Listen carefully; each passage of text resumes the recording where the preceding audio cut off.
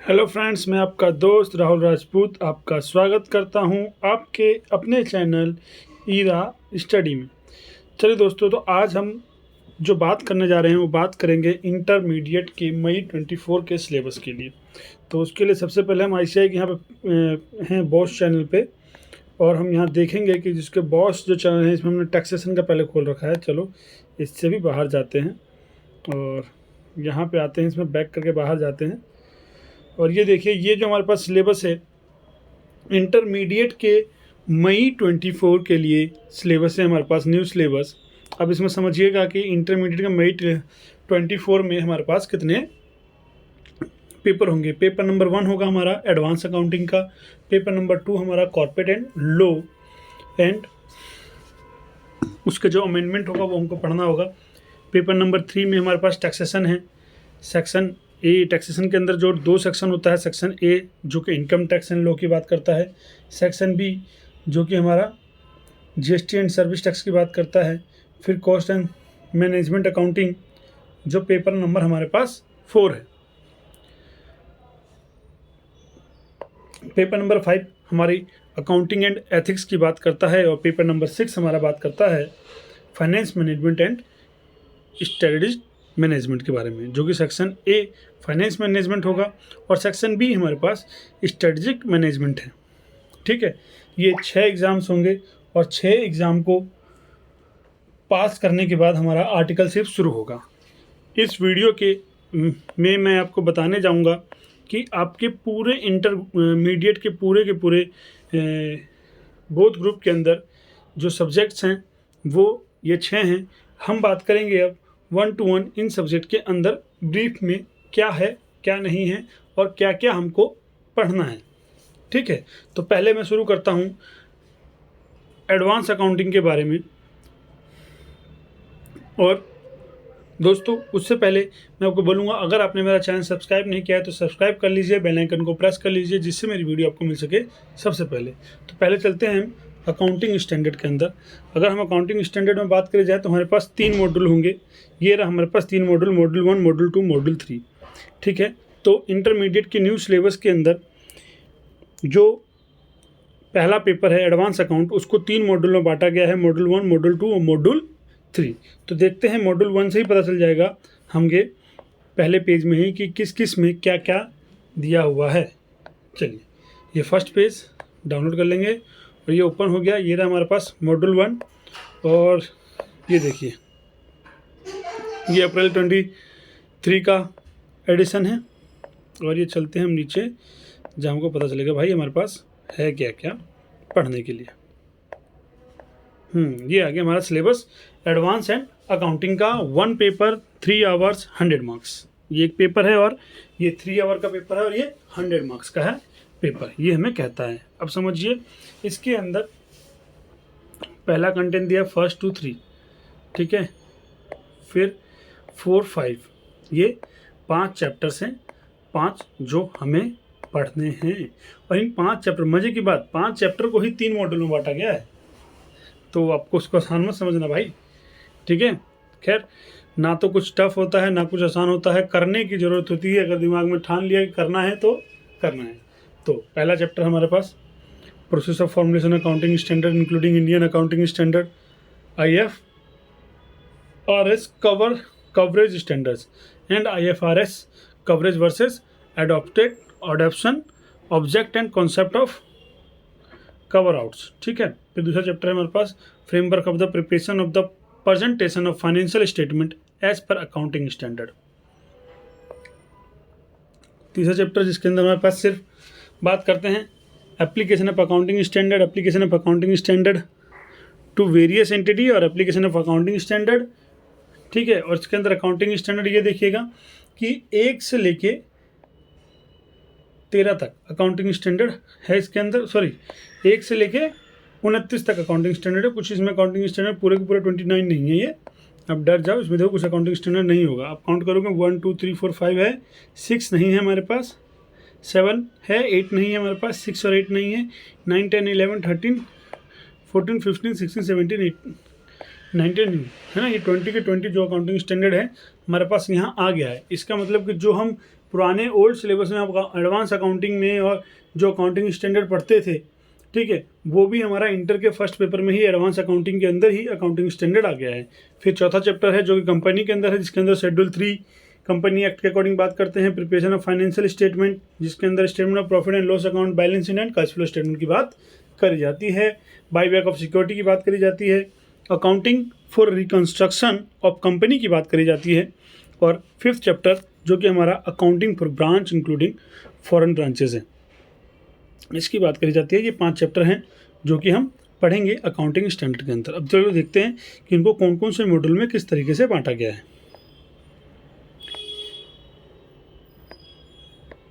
ये देखो, ये रहा कंटेंट मॉड्यूल 1 के अंदर chapter 1, chapter 2, chapter 3, chapter 4। Chapter 1 में इंट्रोडक्शन रख लिया। चैप्टर 3 के अंदर framework of preparation of the presentation of financial statement, और चैप्टर 3 के अंदर एप्लीकेशन ऑफ अकाउंटिंग स्टैंडर्ड। ये अकाउंटिंग स्टैंडर्ड जो है चैप्टर 3 के अंदर एप्लीकेशन ऑफ अकाउंटिंग स्टैंडर्ड डाल दिया गया है। और चौथा डाला गया है presentation and disclosure base of accounting standard. ठीक है, 4 चैप्टर बनाए गए मॉड्यूल 1 के अंदर। मॉड्यूल 2 जिसको मैं यहीं एक्सप्लेन कर रहा हूँ कि मॉड्यूल 2 में क्या दिखाया गया, इसके अंदर भी 5, 6, 7, 8, 9, 10, 5 से लेकर 10 चैप्टर तक दिया गया है, जिसके अंदर बताया गया assets based accounting standard, liability based accounting standard, accounting standard based on item impacting financial standard statement. अच्छा, बोलोगे सर ये चैप्टर्स कैसे हैं? तो जो असेट्स बेस्ड अकाउंटिंग स्टैंडर्ड है उसमें जो भी अकाउंटिंग स्टैंडर्ड आएगा वो इसके अंदर डाला जाएगा। जो लायबिलिटी बेस्ड अकाउंटिंग स्टैंडर्ड है वो चैप्टर 6 के अंदर है। जो accounting standard based on item impact financial statement वो चैप्टर 7 के अंदर है। चैप्टर 8 के अंदर रिवेन्यू बेस्ड अकाउंटिंग स्टैंडर्ड जो चैप्टर 8 के अंदर है ना। अदर अकाउंटिंग स्टैंडर्ड जो चैप्टर 9 के अंदर है। इस तरीके से स्टैंडर्ड बेस पर चैप्टर डिफाइंड किया गया है। ठीक है, अब आ जाते हैं मॉड्यूल 3 के अंदर, जिसके अंदर financial statement of company, by way of security, amalgamation of company, accounting reconstruction of company, accounting for branch including foreign branches, इसके बारे में दिया गया है। ठीक है दोस्तों, अब ये मॉड्यूल 1 के जो भी चैप्टर्स थे उसके अंदर चैप्टर के अंदर जो हमारे यूनिट्स हैं, जो हमारे ऑब्जेक्टिव्स हैं, वो चैप्टर व्यूज़ पूरा का पूरा यहाँ पे दिया हुआ है। ठीक है, ये मॉड्यूल 1 का था, इसलिए सिर्फ मॉड्यूल 1 का है हमारे पास। ठीक है, जब मॉड्यूल 2 का पढ़ेंगे तो मॉड्यूल 2 का हमारे पास होगा। चैप्टर नंबर 4 का यूनिट डिफाइन कर दिया, 3 कैश फ्लो स्टेटमेंट्स वगैरह, ये सारी चीज़ें यहाँ पे डिफाइंड हैं। और इसके बाद जो आएगा यूनिट 7 यूनिट में डिफाइंड है भैया। और ये हमारा पूरा का पूरा अकाउंटिंग मॉड्यूल 1 का पूरा जो हमारा सिलेबस है वो यहाँ पे हमने एक्सप्लेन कर दिया है। दोस्तों, इस वीडियो के अंदर मैं आपको अकाउंट्स का बता रहा हूँ। ठीक है, अब जैसे ये वीडियो मेरा अकाउंट्स का सिलेबस का था, ठीक है, अकाउंटिंग स्टैंडर्ड के सिलेबस का था, ऐसे ही मैं अगली वीडियो में आपको बात करूँगा टैक्सेशन की बात करूँगा। ठीक है, अगली वीडियो में मैं आपसे बात करूँगा टैक्सेशन की, कि भाई टैक्सेशन में क्या है। ठीक है, कि हम टैक्सेशन में क्या करेंगे, है ना, कॉर्पोरेट अदर लॉ के अंदर क्या क्या पढ़ेंगे। फिर हम बात करेंगे कॉस्ट एंड मैनेजमेंट में, फिर हम बात करेंगे ऑडिट एंड एथिक्स की, फाइनेंस मैनेजमेंट की। तो मेरी वीडियो कैसी लगी कमेंट करके ज़रूर बताइएगा, और नेक्स्ट वीडियो का आपको सबसे पहले मिले उसके लिए मेरे चैनल को सब्सक्राइब करना ना भूलें। ये वीडियो आपको बताएगी कि आपके इंटर में अकाउंटिंग स्टैंडर्ड में क्या सिलेबस है, कॉर्पोरेट एंड अदर लॉ में क्या सिलेबस है, टैक्सेशन में क्या सिलेबस है। चलो मैं आपको एक्सप्लेन कर देता हूँ, क्योंकि बहुत ज़्यादा है नहीं, है ना, तो मैं इसी में आपको एक्सप्लेन कर देता हूँ नॉर्मली कि कॉर्पोरेट एंड अदर लॉ के अंदर हमारे पास क्या क्या आएगा। तो हम यहीं चल देते हैं, इसी में देखेंगे। नेक्स्ट वीडियो की हम वेट ही नहीं करेंगे। मॉड्यूल 1 के अंदर ही मुझे पता चला जाता है। चलेंगे मॉड्यूल 1 के अंदर इंस्टीट्यूशन पेज, और ये अपने आप से भी आप देख सकते हैं, आप ICAI की पोर्टल पर जाकर देख सकते हैं। ठीक है, कहाँ पे क्या क्या है, इनके प्रिंटआउट्स भी निकाल सकते हैं। बुक भी आपके पास अगर आई होगी, आप न्यू स्टूडेंट है, अगर पुराने स्टूडेंट है तो आप इनके प्रिंटआउट निकाल के काम चला सकते हैं, या आप न्यू बुक ऑर्डर कर सकते हैं जिसमें आपको पेमेंट करनी पड़ेगी और आपको बुक मिल जाएगी। ये आ गया कॉर्पोरेट एंड अदर लॉ, जिसके अंदर हमारे पास है कंपनी लॉ पढ़ेंगे।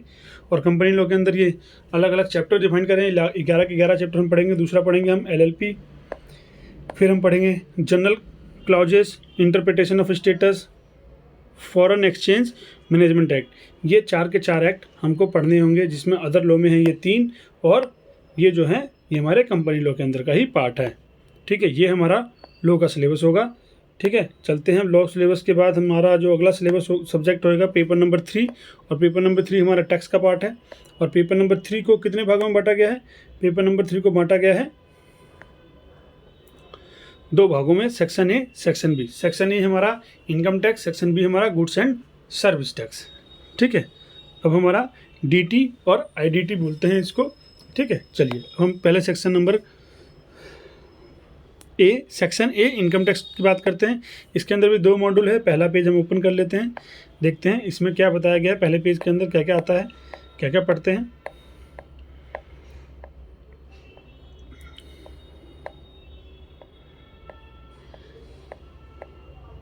ये देखिए, ये आ गया सेक्शन है। ये क्या है, 1 पेपर पूरा 100 मार्क्स का सेक्शन है हमारा, 50 मार्क्स का।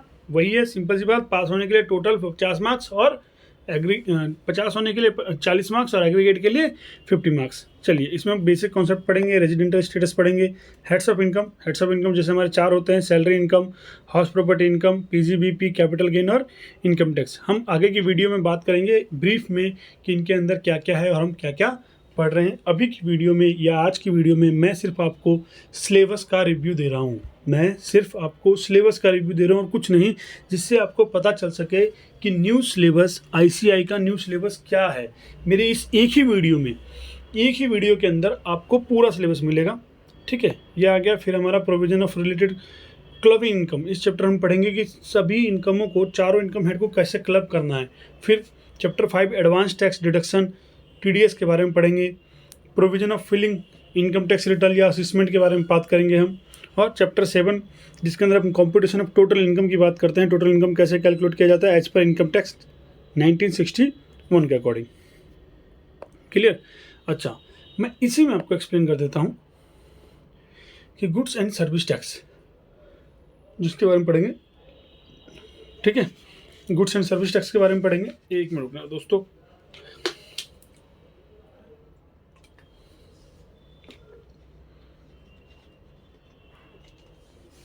जैसा कि सभी जानते हैं, goods and service tax goods और सर्विस पे लगने वाला टैक्स है। ठीक है, इसके अंदर कितने चैप्टर्स हैं देखो, इसके अंदर भी 9 चैप्टर है। 9 चैप्टर के 9 चैप्टर को पढ़ाया जाएगा, जिसमें कि हम बात करेंगे गुड्स किस पे, जीएसटी किस पे लगता है, जीएसटी किससे कलेक्ट किया जाएगा, जीएसटी का टाइम ऑफ सप्लाई क्या है, प्लेस ऑफ सप्लाई क्या है, सप्लाई किसे बोलेंगे, इनपुट टैक्स क्रेडिट क्या है, composition scheme, registration, tax invoice, credit invoice, accounting returns और पेमेंट ऑफ टैक्स। इनके बारे में हम बात करेंगे इस जीएसटी के अंदर। ठीक है, ये था हमारा पेपर नंबर 3 का रिव्यू। अब हम देखते हैं पेपर नंबर 4 में हमारे पास क्या है। पेपर नंबर 4 में हमारे पास कॉस्ट एंड मैनेजमेंट है। कॉस्ट एंड मैनेजमेंट को 2 मॉड्यूल में बांटा गया है। ठीक है, पहले मॉड्यूल को ओपन कर लेंगे, इसी में हमें मिल जाएगा कि दोनों मॉड्यूल में किस किस में क्या क्या डिफाइन किया गया है।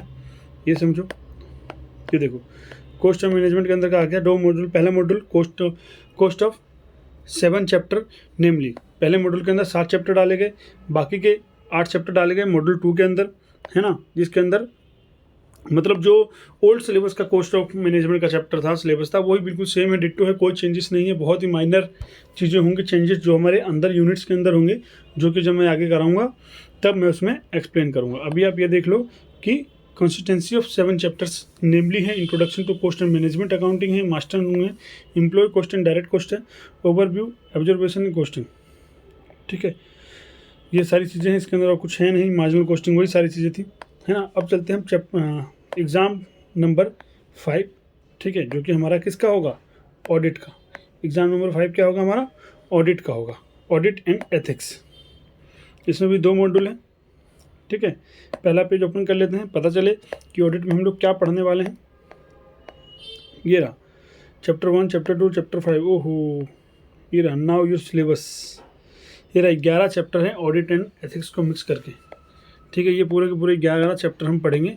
और ये देखो 100 नंबर का पेपर है, जिसमें कि 50 हमारा ऑडिट, 50 हमारा एथिक्स कह लो, या हम कह लो कि पूरे चैप्टर का नाम ही है ऑडिट एंड एथिक्स, जो कि हमारा 100 मार्क्स का है।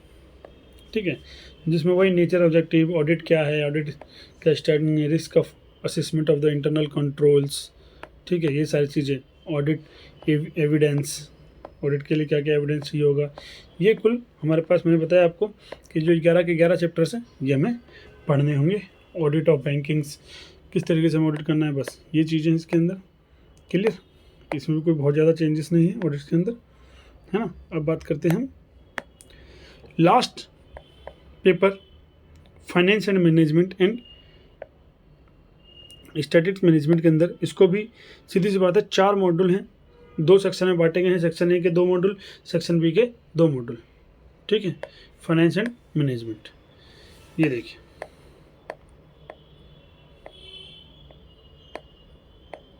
ये आगे हम सिलेबस पे। Finance and management and ethics management कहता है 1 paper 3 hour 100 marks. Finance management and marks 50। ठीक है, जो हमारा स्टैटिक्स मैनेजमेंट होगा वो भी 50 मार्क्स का है। इसके अंदर भी 2 मॉड्यूल है, उसके भी 2 मॉड्यूल हैं। इसमें भी हमारे क्या पढ़ेंगे, इसके अंदर हमारे कितने चैप्टर्स पढ़ने हैं, कौन कौन से चैप्टर पढ़ने हैं, ये मैं बाद में बताऊंगा क्योंकि एक ही वीडियो बना रहा हूँ। ये देखो, आगे मॉड्यूल 1 के अंदर scope of objective, type of finance, finance analysis, cost of capital, finance discussion. ये हमारे 6 के 6 चैप्टर मॉड्यूल फर्स्ट में पढ़ेंगे और बाकी 3 चैप्टर हम मॉड्यूल 2 में पढ़ेंगे, जिसके अंदर हम डिविडेंड डिस्कशन, इन्वेस्टमेंट डिस्कशन और मैनेजमेंट ऑफ वर्किंग कैपिटल पढ़ते हैं। ये रहा। अच्छा, ये मॉड्यूल जो दोनों मॉड्यूल हैं, ये मॉड्यूल है फाइनेंस मैनेजमेंट के। अगर बात करें जाए कि आप स्टैटिक्स की बात करें तो हम स्टैटिक्स के अंदर का इसका मॉड्यूल नहीं है। स्टैटिक्स के लिए आप नॉर्मल सी चीज़ें समझ लो कि स्टैटिक्स के लिए मैं, चलो स्टैटिक्स का वो खोल लेते हैं, जहाँ पे स्टैटिक्स का मैं आपको दिखाऊंगा कि स्टैटिक्स में है क्या। चलिए, ये आगे हम section B finance and management, इसके अंदर अच्छा इसका एक ही मॉड्यूल है, एक ही मॉड्यूल में डिफाइन किया गया है। और यहीं मैं आपको बताता हूँ कि इसने क्या बताया है। ये देखो, इसका सिलेबस देख लेते हैं क्या है।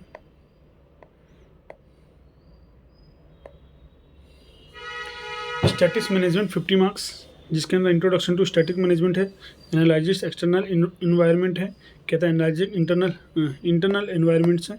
ठीक है, इन्वायरमेंट्स के बारे में बात करते हैं। और ये 5 चैप्टर्स है। देखो, इसको एक ही मॉड्यूल में डिफाइन किया गया है। एक ही मॉड्यूल के अंदर इसके 5 चैप्टर्स हैं, 5 चैप्टर को बताया जाएगा इसके अंदर। ठीक है, ज़्यादा कुछ है नहीं। दोस्तों, मेरी वीडियो आपको कैसी लगी प्लीज़ कमेंट करके ज़रूर बताइएगा, और चैनल को सब्सक्राइब करना ना भूलें, बेल आइकन को प्रेस करना ना भूलें। मेरा पर्पस इस वीडियो के थ्रू आपको बस इतना बताना है कि न्यू सिलेबस में क्या आया है, कितने पेपर हैं, कौन सा पेपर कितने मार्क्स का है। आशा करता हूँ कि मेरी ये वीडियो आपको बहुत ही ज़्यादा हेल्पफुल रही होगी, और हेल्पफुल होगी तो प्लीज़ चैनल को सब्सक्राइब करना, बेल आइकन को प्रेस करना और अपने दोस्तों में ज़्यादा से ज़्यादा अपने इस वीडियो को शेयर करें। मिलते हैं नेक्स्ट टाइम नेक्स्ट वीडियो के साथ। जय हिंद, जय भारत।